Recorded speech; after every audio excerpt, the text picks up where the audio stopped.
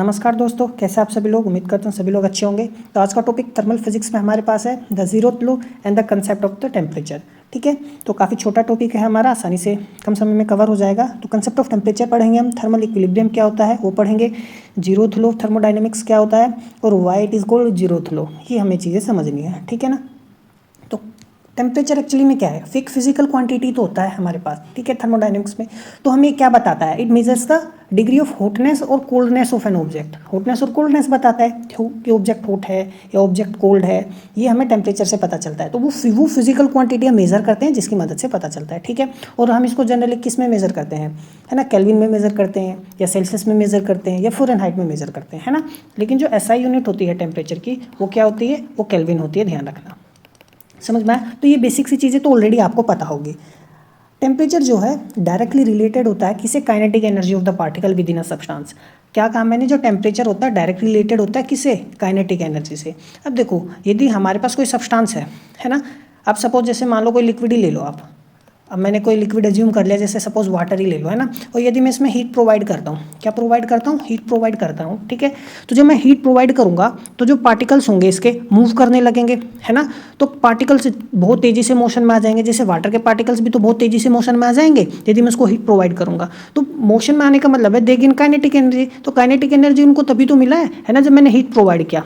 समझ में, टेम्परेचर मेरा क्या हो गया, इंक्रीज हो गया। तो जो टेम्परेचर होता है ना डायरेक्टली रिलेटेड होता है एवरेज काइनेटिक एनर्जी के पार्टिकल के। यदि किसी ऑब्जेक्ट का हमें जो हायर काइनेटिक एनर्जी है, यानी पार्टिकल्स बहुत ज़्यादा मूव कर रहे हैं, तो उसका मतलब उसका टेम्परेचर क्या है, बहुत ज़्यादा है। समझ में आया। और थर्मोडायनेमिक्स में जनरली नहीं, थर्मल फिजिक्स में टेम्परेचर हमारे लिए क्या होता है, स्टेट वेरिएबल होता है। देखो वेरिएबल तो ये है, इट वेरीज, है ना। और स्टेट कहने का मतलब है हमारे पास कोई भी थर्मोडायनेमिक स्टेट हो सकती है, उसकी इन्फॉर्मेशन देगा। तो ये स्टेट वेरिएबल है हमारे पास, that helps define the thermal equilibrium of the system. क्या बताता है, थर्मल इक्विलिब्रियम के बारे में हमें बताता है। अभी थर्मल इक्विलिब्रियम क्या है, तो थर्मल इक्विलिब्रियम कहने का मतलब यह होता है कि यदि कोई दो सिस्टम आपस में कॉन्टैक्ट में हो और they are no longer exchanging heat, है ना। अब मेरे पास सपोज एक सिस्टम ए हो गया, एक सिस्टम बी होगा, है ना, और दे आर कनेक्टेड। अब इन दोनों में हीट का एक्सचेंज नहीं हो रहा, समझ में, हीट जो है, जो डेल क्यू है वो क्या है, जीरो है, मतलब एक्सचेंज ऑफ हीट क्या है, जीरो है। तो इसका मतलब है, meaning there is no net flow of thermal energy. भाई एनर्जी का फ्लो इससे इसमें नहीं जा रहा है। अब जैसे मैं किसी ऑब्जेक्ट को हीट करता हूँ तो एनर्जी कहाँ से कहाँ फ्लो रही है ना। अब जैसे एनर्जी यहाँ पे मेरे पास कोई सब्सटेंस है जिससे मैं एनर्जी दे रहा हूँ वाटर को, तो इस सब्सटेंस से एनर्जी कहाँ जा रही है, वाटर में जा रही है। ठीक है, तो थर्मल इक्विलिब्रियम में क्या आता है, जो हीट एनर्जी होती है ना उसमें कोई फ्लो नहीं होता, no net flow of thermal energy there. और वो कब होता है, when the temperatures are equal. समझ में आया। ठीक है, देखो ये कुछ इस तरीके से, मान लो कि आपके पास ये बाल्टी हो गई, है ना, पानी की, और ये यहाँ पर एक दूसरी बाल्टी होगी। यदि मैं इन दोनों बाल्टी को कनेक्ट कर दूं तो इसमें से ज़्यादा वाले पानी कम वाले में जाएगा। और कब तक जाएगा, जब तक दोनों का जो लेवल है ना, क्या ना हो जाए, सेम ना हो जाए। इसी तरीके से हीट एनर्जी जो है ना, एक सब्सटेंस से दूसरे सब्सटेंस में हीट एनर्जी क्या होगी, फ्लो करेगी। और वो तब तक फ्लो करेगी जब तक दोनों का टेम्परेचर इक्वल ना हो जाए। समझ में आया।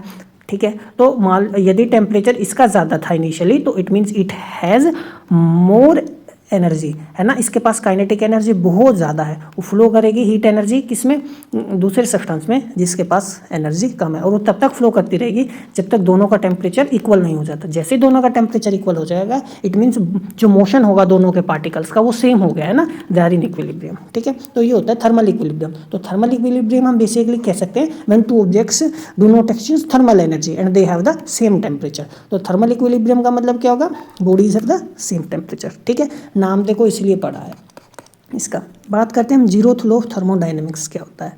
अब देखो जीरोथ लॉ क्या कहता है, जीरोथ लॉ ये कहता है यदि दो सिस्टम सेपरेटली थर्मल इक्विलिब्रियम में है तीसरे सिस्टम के साथ, कहने का मतलब है देखो ये एक सिस्टम ये हो गया ए, ये अलग से थर्मल इक्विलिब्रियम में, दो सिस्टम है ना कि बी और सी, ये किसके साथ थर्मल इक्विलिब्रियम में है, थर्ड सिस्टम के। समझ में आया। तो they will also be in thermal equilibrium. जो दो सिस्टम थे ना ये भी थर्मल इक्विलिब्रियम होंगे। कहने का मतलब है यदि एक सिस्टम किसी दो सिस्टम के साथ थर्मल इक्विलिब्रियम में है तो वो दोनों सिस्टम भी थर्मल इक्विलिब्रियम होंगे ड्यू टू जीरोथ लॉ। समझ में आया। तो if two systems are separately in thermal equilibrium with the third system then those two systems will also be in thermal equilibrium. हम समझ सकते हैं इसको कैसे, मान लो ये टेम्परेचर इसका कितना है, टी ए टेम्परेचर है, तो टी ए टेम्परेचर किसके इक्वल हो गया, टी बी के, है ना, क्योंकि थर्मल इक्विलिब्रियम में। अच्छा, और टी ए टेम्परेचर किसके इक्वल हो गया, टी सी के, क्योंकि ये ए किसके साथ है, सी के साथ थर्मल इक्विलिब्रियम में, समझ में आया। तो यही है, क्या कह रहा है कि यदि दो सिस्टम थर्मल इक्विलिब्रियम में थर्ड के साथ, तो बी और सी थर्मल इक्विलिब्रियम में है थर्ड के साथ, तो दोनों सिस्टम है वो भी थर्मल इक्विलिब्रियम होंगे। अब देखो कैसे, यहाँ से हम देखो इससे समझ सकते हैं, यदि टी ए टी बी के इक्वल है और टी ए टी सी के इक्वल है, तो दोनों इक्वेशन से देखो क्या होगा, जो टी बी होगा वो टी सी के इक्वल तो आएगा, तो then T B is equal to T C. तो यही हमारे पास 0th लो है, समझ में आ गया, ठीक है। अच्छा, तो ये लो किसका क्या बता रहा है, टेम्परेचर के बारे में ही तो बता रहा है कि टेम्परेचर क्या ट्रांजिटिव प्रॉपर्टी है, meaning it can be used as a measuring parameter for thermal equilibrium, ठीक है ना। तो पूरा कंसेप्ट 0th लो का टेम्परेचर पर ही तो बेस्ड है, तो इट स्टेब्लिशेस, है ना, और we can also say that it defines the thermal equilibrium. Thermal equilibrium के कंसेप्ट को 0th लो डिफाइन करता है एक तरीके से, समझ में आया, ठीक है। अब देखो, इसको 0th लो इसलिए बोलते हैं क्योंकि जो थर्मोडाइनमिक्स के फर्स्ट लो और जो सेकंड लो है ना, ये पहले आ गए थे, समझ में आया। फर्स्ट लो और सेकंड लो थर्मोडाइनमिक्स के पहले आए, और जो 0th लो था ये बाद में आया, इसलिए इसको क्या बोलते हैं, 0th लो बोलते हैं। और अब इसको थर्ड लो क्यों नहीं बोला गया है ना, ये भी तो दिमाग में आनी चाहिए बात। थर्ड लो इसलिए नहीं बोला क्योंकि जो टेम्परेचर है ना, जो बेसिक फिजिकल क्वांटिटी है ना, जो स्टेट वेरिएबल है, वो बहुत फंडामेंटल क्वांटिटी है थर्मोडाइनमिक्स का, उसको डिफाइन करता है ना। तो बेसिक सी फंडामेंटल क्वांटिटी को डिफाइन करता है, थर्मल इक्विलिब्रियम के कंसेप्ट को स्टैब्लिश करता है, ठीक है ना, इसलिए इसको 0th लो ऑफ थर्मोडाइनमिक्स बोलते हैं, समझ में आ गई बात, ठीक है।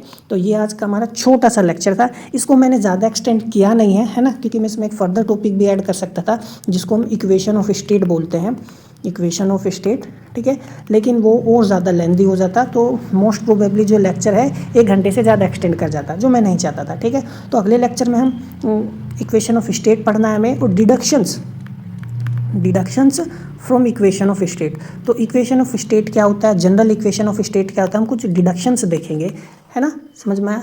तो वो काफ़ी इंपॉर्टेंट है, लेकिन उस लेक्चर से कवर करने से पहले हम कुछ टॉपिक्स देखेंगे, इससे जैसे basically coefficient of volume expansion क्या होता है, वो काफ़ी इंपॉर्टेंट है, ये काफ़ी इंपॉर्टेंट है, इससे क्वेश्चन बनते हैं। कंप्रेसिबिलिटी क्या होता है, ठीक है ना। तो ये जो 2 टॉपिक हैं ये हमें पढ़ने हैं, क्योंकि इनका इस्तेमाल हम इक्वेशन ऑफ स्टेट और deductions from equation of state में करेंगे, ठीक है। तो उम्मीद करता हूँ आप चैनल को सब्सक्राइब करेंगे, समझ में आया। तो मिलते हैं अगले लेक्चर में, तब तक पढ़ते रहिए, नमस्कार।